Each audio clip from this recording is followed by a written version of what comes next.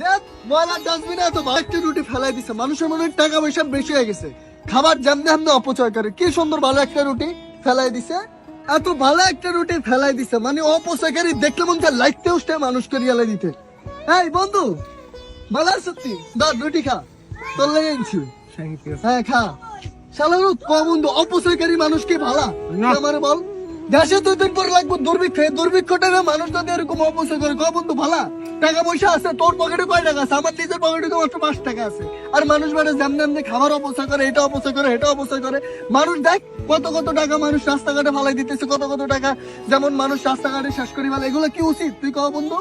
এই যে এই রুটিটা কি খারাপ? ওই ময়লা নর্দমার ভিতরে রুটিটা পড়া ছিল, মাছি বনবন করতেছিল, আমি মুচ্ছা তোর লেগে লই আইছি বেটা। মানুষ বেটা কোন বড় লোকে সব রুটিটা ফেলাই দিয়ে গেছে গা। এটা কি ঠিক বেটা অপচয় করা?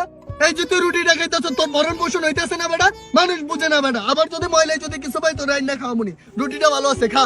অপচয়কারী দেখতে পারি না, আমার শরীরের ভিতরে গা জ্বলে অপচয়কারী দেখলে। ময়লার জিনিস খারাপ নাকি? আমার বন্ধু বান্ধবরা খায়, খুব ভালো লাগে।